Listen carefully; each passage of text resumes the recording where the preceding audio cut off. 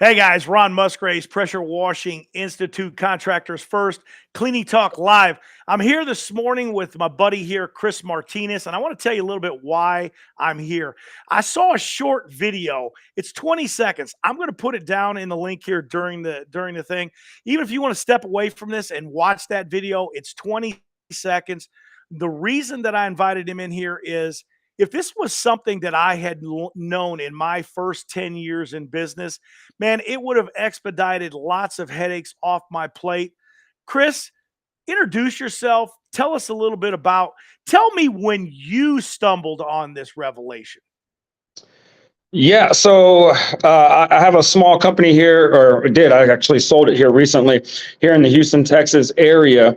And when we first started our cleaning company, I was kind of given some wrong information. Someone said you have two jobs. Your two jobs are to get the phone to ring and to sell those customers getting the phone to ring. So he's like, it doesn't matter, who calls your phone. Like, just your job is to get the phone to ring. The only problem with this was, like, our phone started ringing, and it was ringing with what I call price shoppers, people that are just like, hey man, sounds great. What kind of deal can you give me? What kind of, what kind of discounts? So, I'm a veteran. I'm a retired school teacher. Fill in the blank with just people. And here's what I learned right from the beginning: is no matter how much value I gave to these prospects on the phone, there was no amount of value that I could offer them that would close the sale. It always resulted back to price. So I kind of like in the beginning, luckily it was in the beginning to where I was like, hey, listen, I can't, because what I was told was, if they have windows, market to them. But there's poor people out there with windows, man. I live in the country, so I'm a DIYer.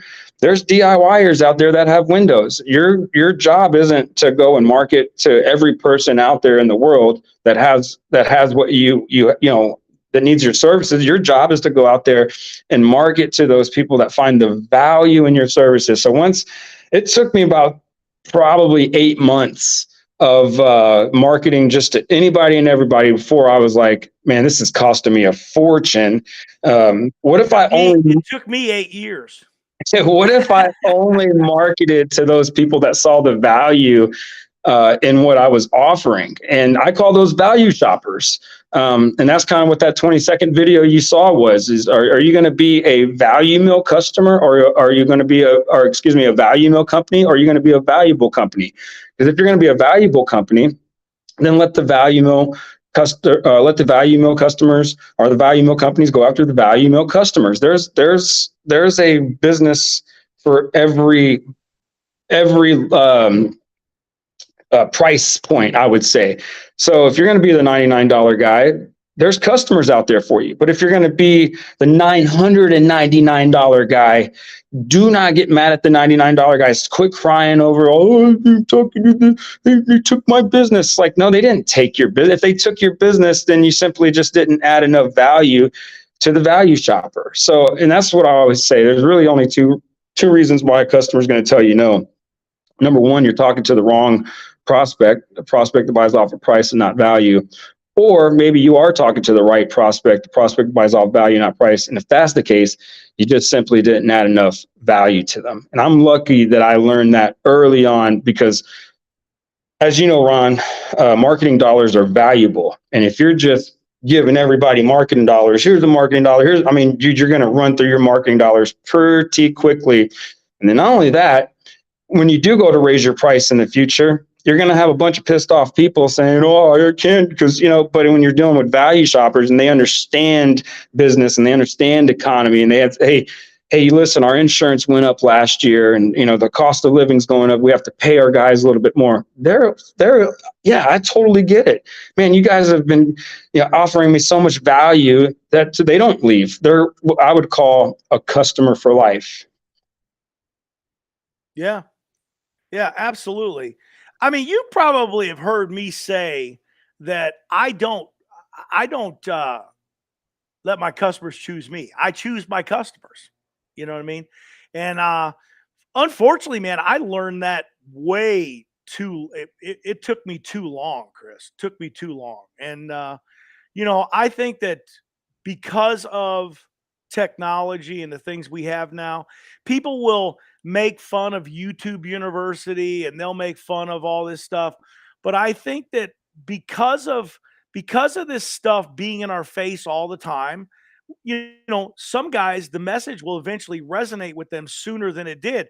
You know, I went with my business. There was no internet when I started. You know what I mean? There was no internet. So we were just bumbling through this and not really understanding and connecting all those dots so quickly that it did take almost 10 years for me to realize that, you know what, not everybody's going to be my customer. And then it went from not everybody's going to be my customer that, wait a minute, let me choose my customer. I want to choose. And that's what you're saying. You're going to market to the people that you want to do the service for. And, you know, I hear guys all the time, and you may agree with this. They say that window cleaning, you know, is not a needed service. It's a luxury type of service. And to some extent, somebody doing their windows in a home situation, you know, I don't think it's a luxury service. I think that because there's people out there that just don't do their own landscaping. They don't do their pool service. They're not going to do it. And windows is just another part of it. Like, hey, they want to have clean windows because, man, I got to tell you, the craziest thing in the world is you have this big, beautiful home. And if you don't have clean windows because you could see, you know, and you can't look at those, there's nothing like when those windows are just cleaned and you're just sitting there either inside in the kitchen, the porch, the dining room, and you're looking out those windows and it's crystal clear. It's just a good feeling. It's a good feeling. It's like going swimming, getting ready for a pool party, and you go out to that pool and find out the pool's green. You know, I mean, you know, you want to have these things. And I don't necessarily think it's a luxury item. I think for some people in the middle range, maybe we could say it's a luxury item for them because they really want to get it done, but maybe they can't really afford it. But when you talk about the elite customer, the guy that's doing, that's just another service like pest control, garbage, landscaping. It's not luxury. This is something that they do. And I don't want to get into this, but you know, that buying time, you know, people that are successful Absolutely right. want to do these things because I'll use this old little cliche. I stopped changing my brakes on my truck because I realized it would take me a half a day. I can pay a mechanic 150, 200 bucks. He changes the things. He does it in probably 20. We don't want to know this, but he probably does it in 20 minutes, charges you 200 bucks. Who cares? He learned that skill, honed it in. I took 4 hours. I can go out and make $1,000 doing something in my trade in 4 hours and happily give the mechanic 200 bucks to fix that truck. And I think that people don't realize this. I wanted to touch on this one thing when I say that. Guys, quit beating up these distributors. You want high dollar for your service, but you don't want to pay them for the service they provide to you. Get that out of your mind. You need good purveyors. That's distributors and people that supply you with stuff. If they're there for you and they deliver, be willing to pay them what they're worth because, you know, Chris, if you're down, what's it cost you for the day? What's Yeah, it cost? $1,500, $2,000. Yeah.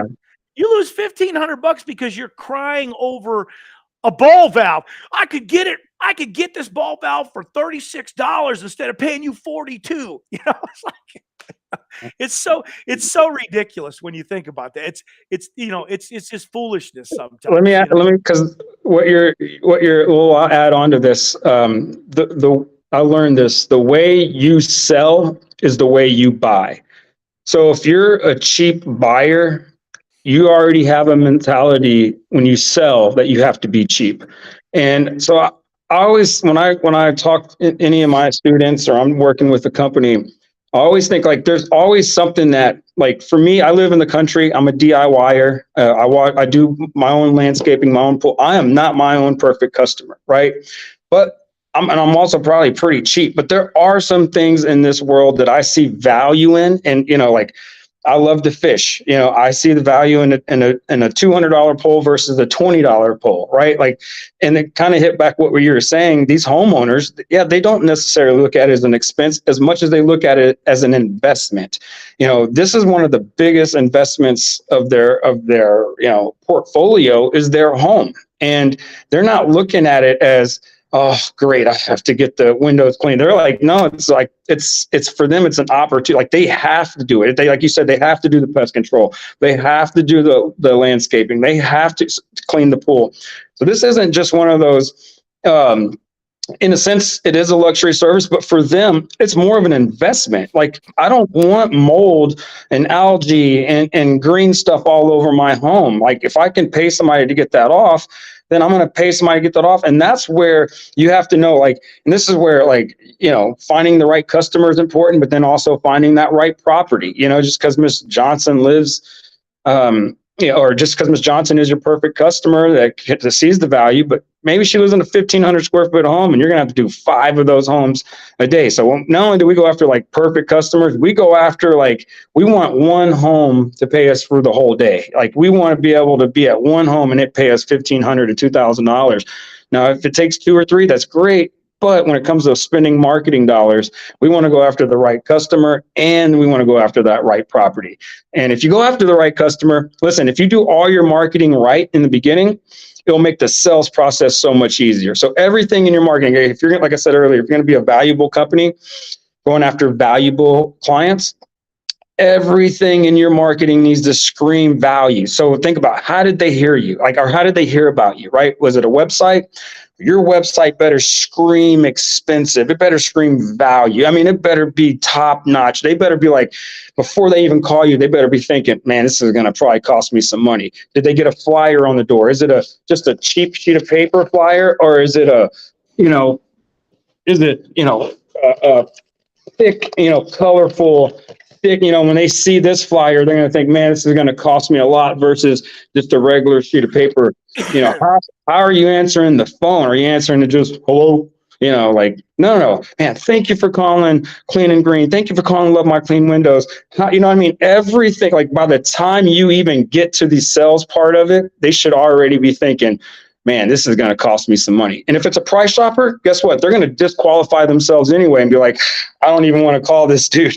But if it's a value shopper, they're going to be like, yeah, you know what? This is my company right here. They're uniformed, they're professional, they're insured, they're bonded, all this stuff that costs money, right? They're going to think about that and say, man, so just a gold nugget. Make sure your marketing is on point when you're talking to these valuable people. Make sure everything screams value. Like, you want them to, before they even call you, you want them to think, man, this is probably going to cost me more than the chuck in the truck, right? More than the bucket bob. Like, this is probably going to cost me a little bit more, but I know that they're going to do a good job because, like, everything just screams value on it.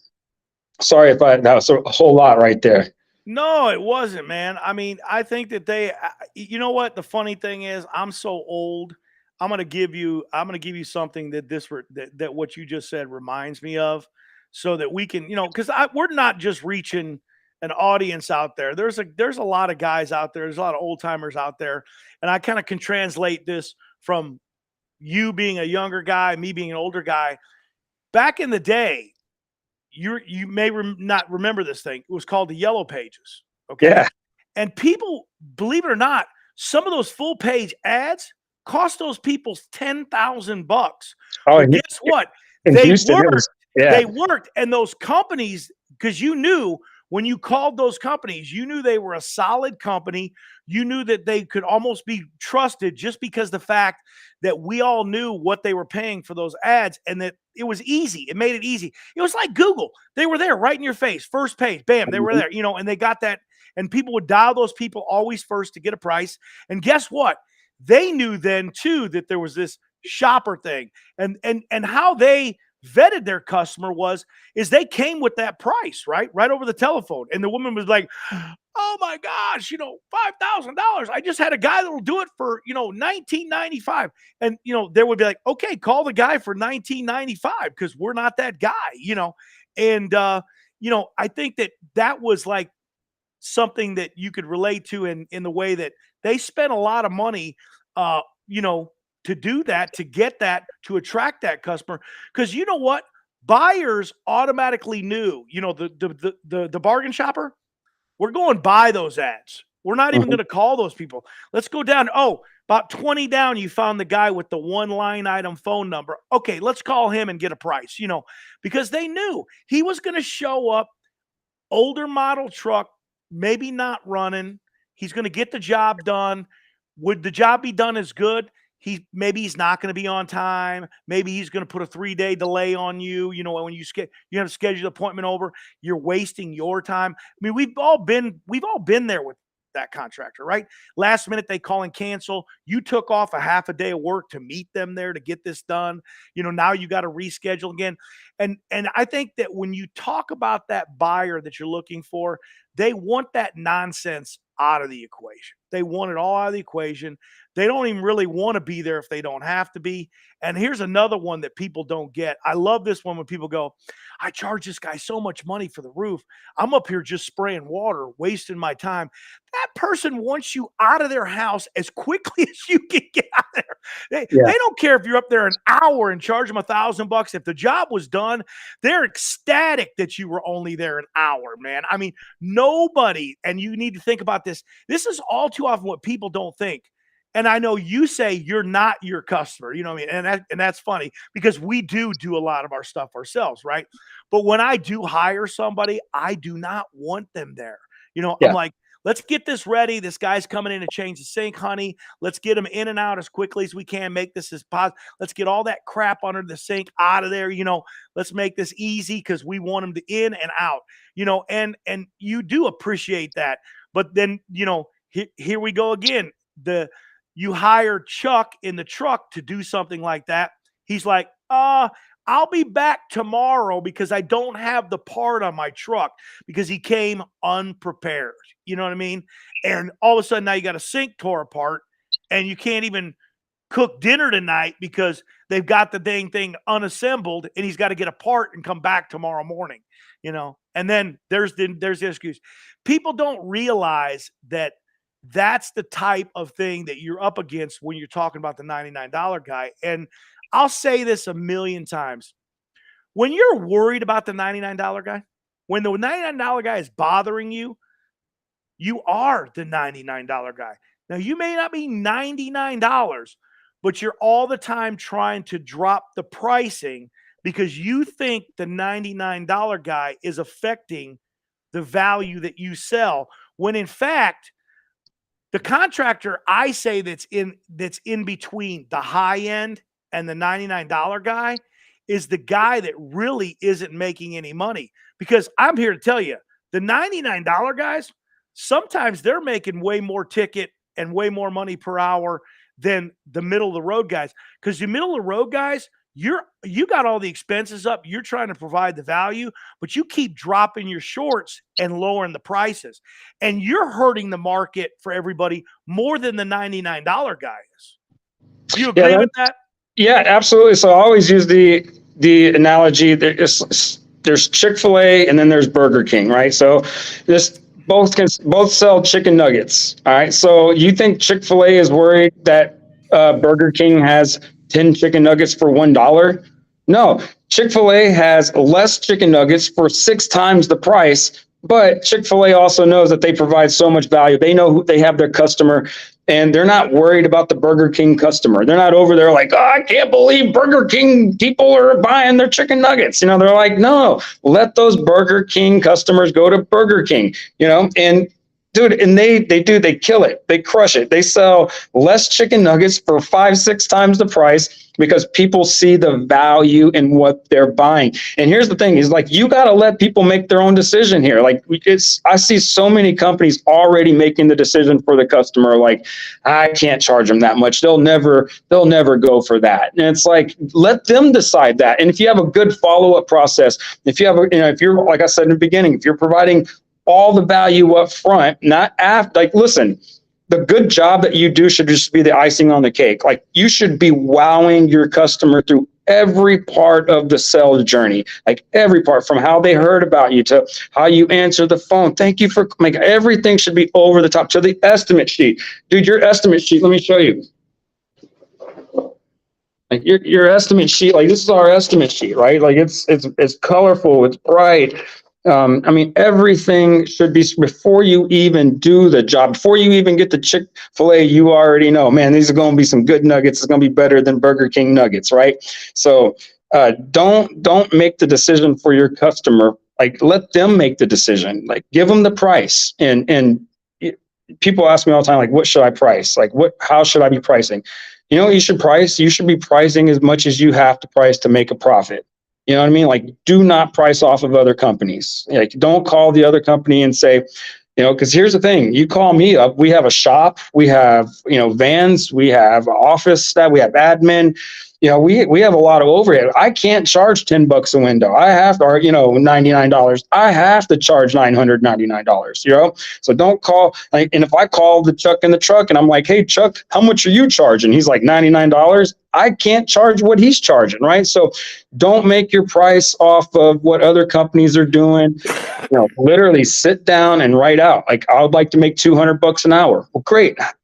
How much square foot can you do in an hour? 1,000? Okay, well, that's 20 cents a square foot. You can do 20 cents a square foot now.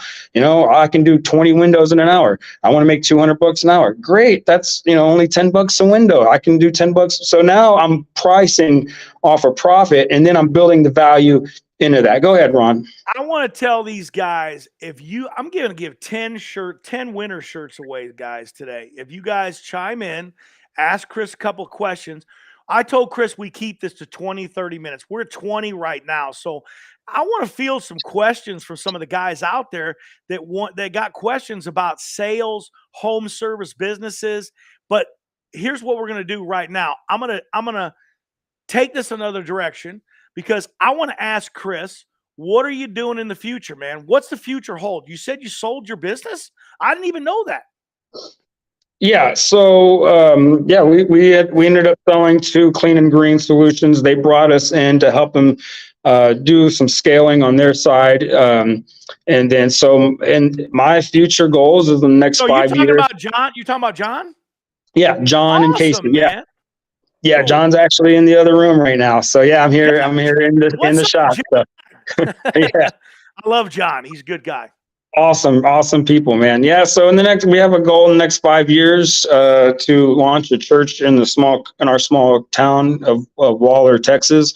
And in between time, just doing ministry work, going inside prisons, going inside orphanages, foster care, anybody that's living in chaos, trying to get them out of that chaos and let them know that you don't have to live in that chaos. You can be free from the chaos. So that's my goal, man. That's our dream, is to push that. And then ultimately, immediately, we're going to be doing trainings right here in shop for high ticket sales, high ticket marketing. So if anybody wants to come in and do actual in-person, not a course, not something, you know what I mean, like actual in-person, we'll be doing that immediately. Starting pretty quickly, probably here next month, we'll be doing that. Doug Rucker was the only guy I knew doing $1 million a year with a couple of trucks. He's the only guy in the residential service industry. He's the only guy I've ever known. Most guys would be 6 or 7 trucks doing that, you know. And this is why I preach the high ticket stuff, man, because that's Clean and Green Solutions. And I know a lot of that success. I don't know if John's listening, because he's want me to let the cats out of the bag and everything. A lot of that was maintenance. Doug kind of, after 22 years, he met me, and then he started realizing that, you know what? I can take Ron's maintenance programs and go ahead and implement them in the residential. And he started putting these people on, like we talked about. They have their pest control guy come out once a month. They have their landscaper out weekly. The pool guy comes out weekly. Why wouldn't the cleaning guy come out on a regular basis, right? Yeah. These people don't want to do this. They don't want to clean their own patios, their own patio furniture, their houses, their windows. They don't want to do that stuff. And just like any other service, they want it unsight unseen, and they want it scheduled and it automated, and they just want to know. They want to know when the governor's coming over, the house is clean. You know what I mean? Yep. That's what they want to know, just like anything else. And if it's not, you're fired. We got a couple of questions, Chris. I don't know if that's one you want to answer, because best way to advertise cheap. I mean, I don't know if that goes against the principles. I mean, Yeah, there's no. things that are inexpensive. Flyers. I built in the beginning, built my company. This is cheap, man. It's about 6 cents. You can buy 10,000 of these flyers for about 6 cents a piece. It's going to cost you about $600. And let me But tell you, it's about who you give them to. that's right. Listen, we're not giving these to everybody. I made a spreadsheet, top zip codes. What are the neighborhoods that have 30, 50, 60 windows on them with 6,000 square foot homes? They're making $100,000 in medium income. People don't know this, but I was a welder. All right. So I was welding the night shift. And the way I started my company was I was welding from 6 o'clock at night to 6:30 in the morning. Okay. From 8 o'clock to noon. Right. I was passing out flyers. And if I didn't have a job, guess what I was doing? Passing out flyers. I'd be passing out 400 flyers. And that was my goal every single day. And so if you don't have money, go spend $600 on some flyers. Don't get 500 flyers and pass them out and say it didn't work. Get 10,000 and get 20,000 flyers. Get you a cousin, get you an uncle, Because you have to hit those neighborhoods 2 to 3 times, don't you? Yeah. I mean, because here's the thing: you put them on the front door. The kid comes home from school, he gets it off there, he throws it away. Mom and dad didn't even see it. You know what I mean? So what we would do is how many times do you hear this one? I saw your first flyer. I lost it. I was trying to call you, and I got the second one, and then I called you right away because I don't want to misplace this thing again because I need my windows clean. Yeah, I mean, and what we would do, we didn't have a big budget in the beginning, so I only had enough money to market to maybe 20, 30,000 people. And guess what? I was sending them flyers every single month, the same 20,000 homes, 20,000. Can you read that question? That one's a doozy.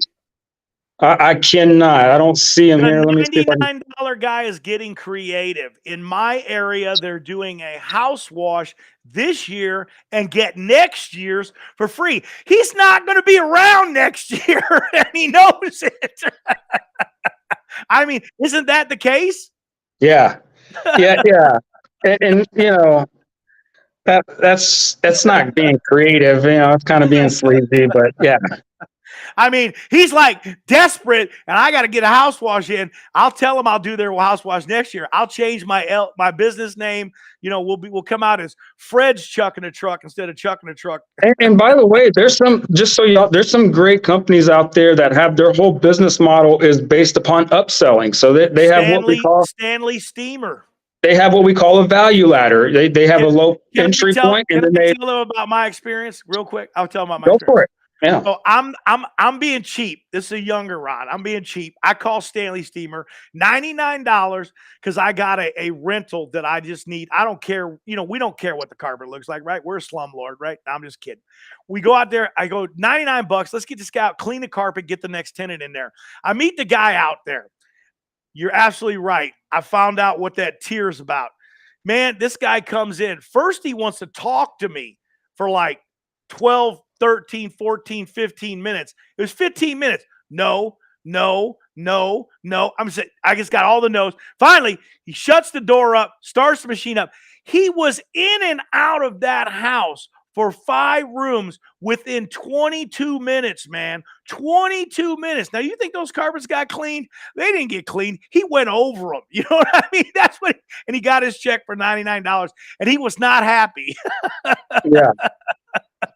But he talked to me almost for longer than he took to clean the carpets.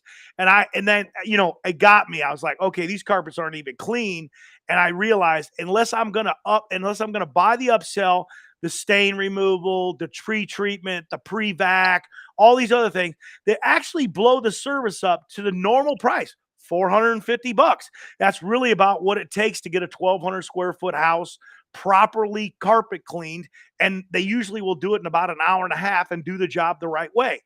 But I didn't know, I was a younger Or me, they and got, do you want the odor resistant? Do you want the, spray, all that fabric? other stuff. Yeah, I mean, Yeah. it's all upsells, and I'm sure it could have went up to $1,000, but I'm averaging. I'm thinking if they get 400 or 500 a ticket, they're probably happy because they're probably doing 10 of those jobs a day. And yeah, so that's the beauty about, I didn't have a business that way. I provided all the value. Like I didn't want to have to upsell. By the way, we upsold. I mean, that's how we upsell 4 different times during our sales process, during the initial phone call, during the estimate process, during the scheduling process, and then when the technician is out there. So we're constantly upselling, right? I just want to make sure that I'm not, I want to know when I schedule the job that I got $1,000. I don't want to have to wait till I get to the job to know, like, man, I hope it's $1,000. Like, no, I want to know, on Monday that next week, it's booked full of $1,000 jobs. Not like, oh, we got a bunch of $200 and hopefully we can turn them into $1,000. Like, no, man. Like, that's not my business model. I want it to be $1,000 ticket up front.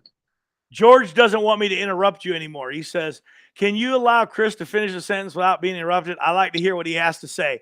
I am sorry, George, but the problem is Chris can't read the questions, so I got to tell him. And I want to answer this question to Dan Mayberry real quick. Sorry to interrupt you, Chris. You're good, man.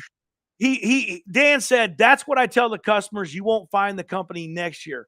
Dan, I would have to see what his in writing, next year thing is, because 9 times out of 10, people give limited warranties, and limited means we're going to get it for free unless this happens or unless that happens. And of course, there's always the situation where, when people give warranties and they're going to come back and wash things, they're going to usually have an additional charge, even though they said the catch is limited, you know what I mean? And they always use limited in it. Now this, I've never heard of such a thing, free, but I wouldn't tell the customer he's not going to be around next year, because I'm not a big guy on bashing my competition. That never wins anything. It means they usually won't use you or them, and they usually use the third guy, which is me, because I don't do that. I always tell customers, hey, I have no idea what my competitors are worth. I only know my value. I have no comment on anything that they're telling you. I just do what I do. I've been doing it, and I'm very confident in what I do. That's really about the only thing you can do in those situations. I'd love to see his fine print, though, if he's got any. Here's how I would always overcome these problems I'd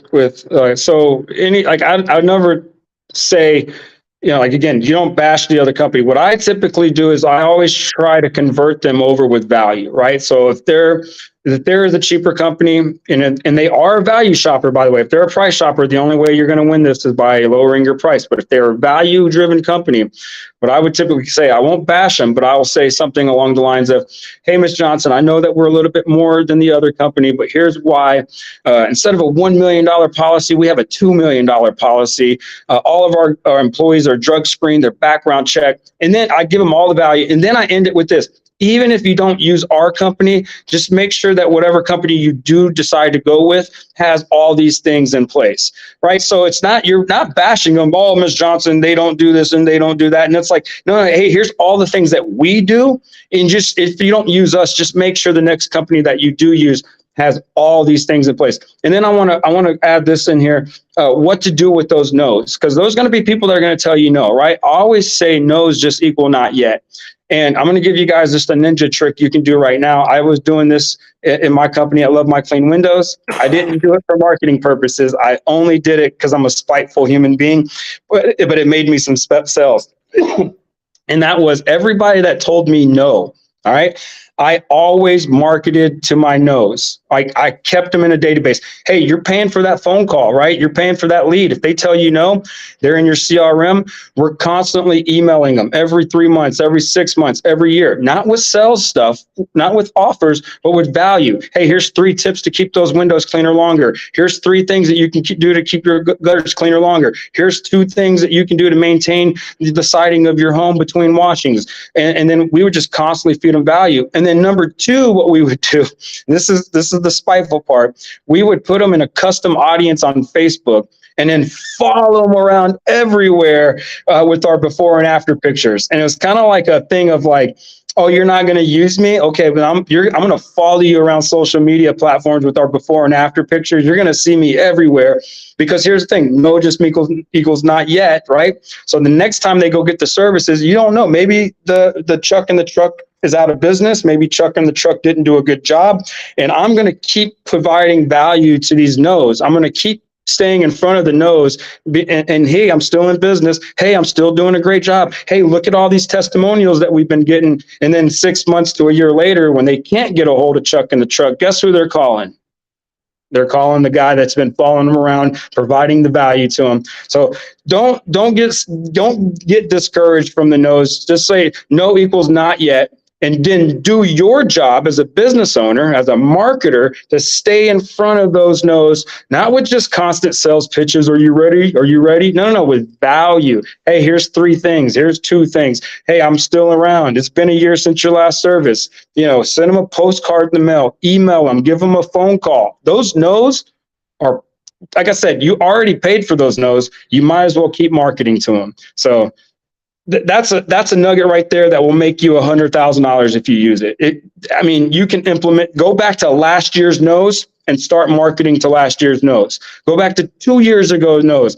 Like I said, they may not be able to get a hold of Chuck in the Truck. And guess what? You may be the one that I needed that done and I don't know where the other guy's phone number is. So keep marketing to those no's, even if you lose them to the cheap other guy, because that cheap other guy may not be in business anymore or he did a crappy job. So that right there, guys, that's a follow-up system that will make you a couple $100,000 if you take advantage of it, and it won't cost you anything, especially you already paid for those leads. How many guys, Chris, don't utilize their current customer database, man? It is just blows about 99%. About 99%. Blows my mind. It's so slow. The phone's not ringing. And you're like, hey, when's the last time you contacted all the people in your database? Yeah. You mean that box? You mean that box of paperwork that's sitting over in the corner? Yeah. And today you can voicemail bomb them. You can do a voicemail bomb, which are, nickels, pennies. You can do 1,000 voicemail bombs for, $60. And you can send them a blast email. You can send them a handwritten card. There's so many things you can do with these notes. Texting them, that's so intrusive. I know. We do text marketing, and man, I know, man. It's the best. It's the best. It's the best. Hey, man, I wanted to finish up with something. I want to ask you. I'm not putting you on the spot. Let's do this first Wednesday, which would be April 5th. April 5th. Can we come on again at 10 a.m., 10:30 a.m., April 5th? First Wednesday of every month, I want to get Chris Martinez on here live, keep a current update of what the hell you're doing. What do you think? Let me see here. April 5th. Well, I want to do it every Wednesday for the rest of this year, but you think about it and you let me know. I think people want to see you, and we'll hit some different subjects because obviously this is an important one. People don't realize this one. I'd love to talk about relationship building with you. I'd like to get into more what your, boots on the ground marketing involves, because I know you do it. I want all those subjects. Man, we could talk for days about them, but if we give them 20, 30 minutes, I think we can get an audience. We've went a little too long on this one, so I'm going to conclude this thing right now, but I just, think about it. You don't got to give me no answers today, but I just want to let you know I'm offering you that opportunity because we had a steady 15 to 25 people here. So I know this video is going to get at least 500 to 1,000 before tomorrow. It's going to be it's going to be a good video. It was a good video. People need to know this information. I'm kind of a Chris Martinez fan, guys. I want to let you guys know that. I've told Chris that. The reason is because he's one of these younger cats out here, and he's out there promoting. I mean, I'm not going to say I never disagree with them because we don't always agree. Nobody ever agrees with everything, right? And that's why we debate and talk things and build strategies and bounce ideas off each other. But I will tell you, out of a lot of guys on the internet, a lot of guys preaching stuff, he really, most of the stuff that comes out of his mouth resonates with me from 20 years ago in a lesson that I had to learn that was a very hard lesson. And I think people need to understand that he's honed this in, he gets it, he understands it. Not everybody's going to be your customer. Choosing your customers, not letting your customers choose you, and obviously selling that value that, the bottom line is there's a customer out there that wants that value, and there's the $99 customer guy. They don't want that value. They are shopping on price. The only way you're going to win them is on price, and that's not your customer. That is not your customer. And by the way, stop being that as a buyer. The funny thing is people don't realize this, that even these distributors, right? They start to understand this. And then when the phone rings, they don't answer your call. It goes to voicemail, So there you go, guys. That's what you're causing yourself, or you call them and ask them if they got something in.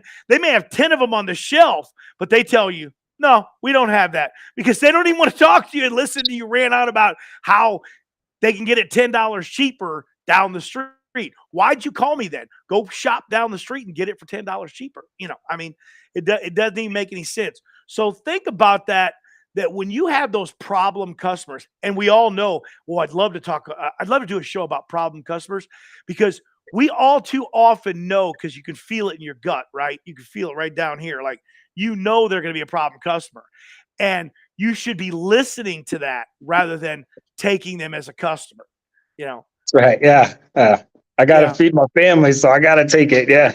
Yeah. I get it. I know, man. And that's the problem. All too often, we think we got to do that because sometimes, man, desperation, not everybody's always, everybody goes on ups and downs and highs and lows. Not everybody's up there at the top of the mountain all the time. And sometimes, you're eating beans and rice, and sometimes you're eating steak, and that's just entrepreneurship. I mean, that's just how it goes sometimes. Sometimes, there are things that are out of our control. Like right now, we are in this holding pattern right now with the economy. And I think a lot of guys are really worried out there. Because either when the economy is bad, people spend money, or the economy is really good, they spend money. But when people are in this unknown quandrum, and I think that's where we've been, and I think we're starting to pull out of it.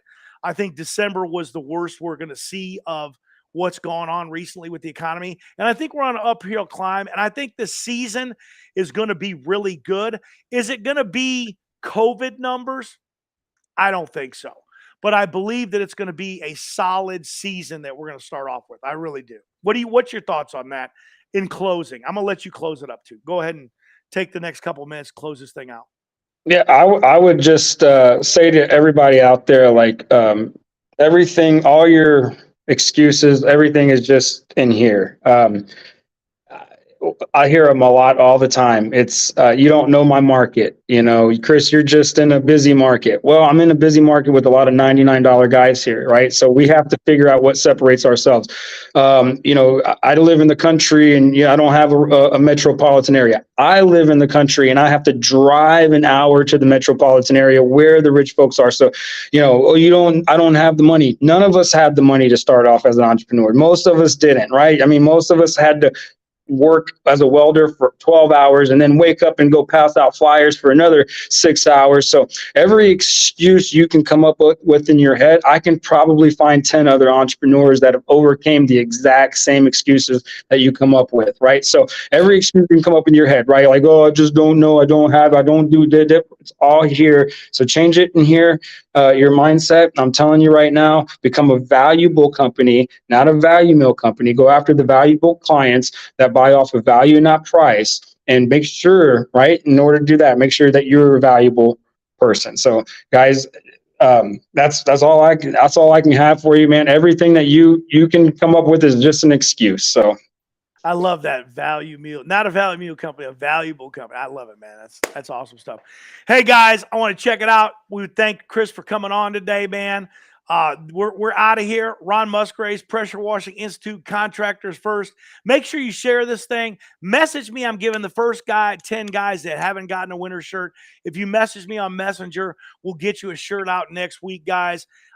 Look forward to seeing Chris. Hopefully, again, we can get him on here again and talk about some other great subjects. Thanks again, Chris, for coming on. Ron Musgraves, Pressure Washing Institute, Contractors First. We're out.